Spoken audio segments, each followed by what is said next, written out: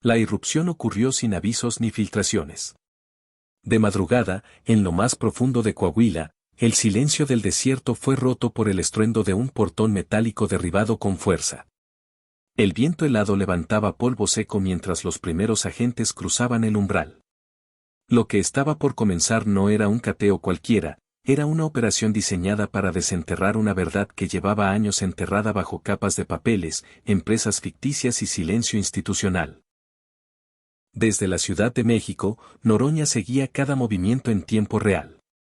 Auriculares puestos, rostro serio, sin gestos innecesarios.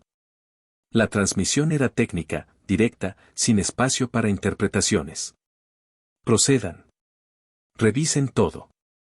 No dejen ningún rincón sin inspeccionar. 23 elementos ingresaron al predio con pasos medidos. Armas bajas, atención máxima. El lugar no aparecía en catastros, no figuraba en declaraciones patrimoniales ni en registros federales. Oficialmente, no existía. Sin embargo, los habitantes de la zona sí lo conocían. Sabían que ahí había un rancho construido con recursos que no cuadraban.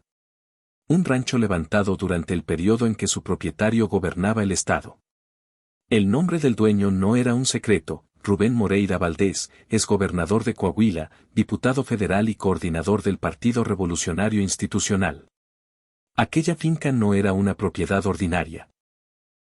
Era una fortaleza silenciosa, una estructura pensada para no ser vista, un monumento a la simulación. Durante años, el rancho permaneció fuera del radar no por descuido, sino por diseño legal. Empresas fantasma aparecían como propietarias, contratos inflados simulaban operaciones, firmas que no coincidían daban apariencia de legalidad. Una de esas empresas rentaba la propiedad a su verdadero dueño por apenas 11,000 pesos mensuales. 11,000. Una cifra absurda para un inmueble valuado en más de 50 millones de pesos. Al interior, los agentes localizaron 2 cajas fuertes. Al abrirlas, encontraron más de 4,200,000 pesos en efectivo, barras de oro valuadas en $9,000, un rifle de cacería y un revólver Magnum .357. En el exterior, bajo lonas perfectamente colocadas, descansaban 3 vehículos de lujo. Todo en silencio. La casa estaba vacía. Pero lo verdaderamente perturbador no estaba en las habitaciones ni en los objetos, sino en los documentos, carpetas, contratos, estados de cuenta y papeles que evidenciaban desvíos de recursos públicos, uso sistemático de factureras y firmas falsificadas en cientos de trámites oficiales. Cuando Noroña recibió el primer informe, no alzó la voz. Solo pronunció una frase. Esto ya no es administrativo. Esto es estructural. Porque el rancho no era el objetivo final. Era la entrada a algo mucho más grande.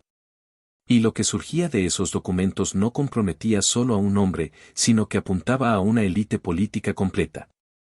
El aire en Coahuila es seco, pero denso. Guarda secretos antiguos. En medio de esa tierra silenciosa, a kilómetros del poblado más cercano, se extendían casi 5 hectáreas cercadas con malla reforzada, rodeadas de monte bajo, sin vecinos, sin letreros, sin referencias. Un predio invisible, literalmente invisible. La primera alerta surgió de una auditoría del SAT, una dirección sospechosa registrada a nombre de una empresa inactiva, sin ingresos reales, pero receptora de millones provenientes de cuentas públicas. Ahí fue donde los analistas financieros, bajo instrucciones de Noroña, comenzaron a unir piezas. La empresa tenía un solo accionista, un nombre repetido en contratos y viáticos, con firmas que no coincidían entre sí. No tenía empleados, no emitía facturas reales, pero recibía recursos constantes. Detrás de esa fachada aparecía siempre el mismo personaje, Rubén Moreira. Los contratos se firmaron cuando era gobernador. Las transferencias salían de dependencias estatales. Luego venían los depósitos de renta simbólica. El esquema era tan burdo como efectivo. Firmas apócrifas, contratos falsos y testigos prestados desde oficinas públicas. Durante años nadie preguntó por ese rancho, ni cuando se conocieron sus múltiples propiedades, ni cuando se habló de su fortuna inmobiliaria. Esa finca era distinta, intocable, invisible. Pero Noroña no persigue lo evidente, persigue lo que se esconde. Con drones, testimonios bajo reserva, vigilancia aérea y declaraciones anónimas, el equipo identificó el sitio exacto, camino de terracería, coordenadas precisas, un portón sin nombre, sin timbre, sin registro. La finca siempre estuvo ahí, nunca se movió, solo se disfrazó de inexistencia. Al ingresar, no encontraron solo lujo, sino planificación. Una casa principal de más de 1000 metros cuadrados, muros de mármol nacional, terrazas con acabados europeos, cochera para 6 vehículos, uno de ellos un convertible clásico valuado en 5 millones de pesos. Cámaras ocultas entre jardineras.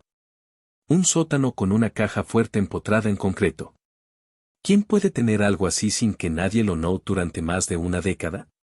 Dentro de la caja fuerte, además del dinero y el oro, había decenas de carpetas con sellos oficiales. Un patrón se repetía. Fechas alteradas, beneficiarios inexistentes, firmas falsas. Una hoja destacaba en tinta roja, contrato 091, PLC Servicios, obra simulada. El mismo nombre vinculado a los escándalos de Odebrecht. La misma empresa fantasma que recibió más de 180 millones de pesos de gobiernos priistas, incluido el de Moreira.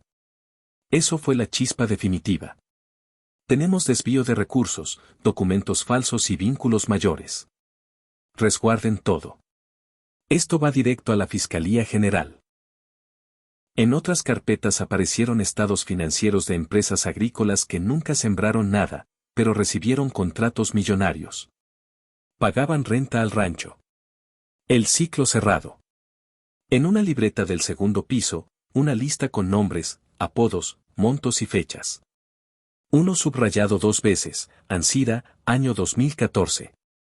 30 millones de pesos en apoyos institucionales, viáticos cubiertos con dinero público. La conexión con Altos Hornos de México era directa. El cateo duró 4 horas exactas. No había personas en el lugar, pero el silencio hablaba. Cada documento parecía confesar algo. Rubén Moreira, a sus 60 años, había ocupado más cargos que muchos políticos en toda una vida. Profesor, funcionario, gobernador, legislador. En público hablaba de democracia y transparencia. En privado, los números no cuadraban. 12 propiedades, más de 20.000 metros cuadrados de terreno, vehículos de alto valor. Nada explicable con un sueldo público. Su red operaba con elegancia. Empresas sin oficinas, contratos simulados, firmas clonadas. El dinero público entraba por secretarías estatales, salía convertido en patrimonio privado. Todo perfectamente diseñado. Un archivo lo cambió todo. Un documento con firma digital de Moreira fechado en 2022, cuando ya no tenía facultades ejecutivas, autorizando un contrato de 6 millones de pesos. El análisis forense fue contundente, firma insertada digitalmente, documento falso, recursos reales liberados. Eso elevó el caso a nivel nacional. El archivo fue enviado a la UIF, al SAT y a la FGR.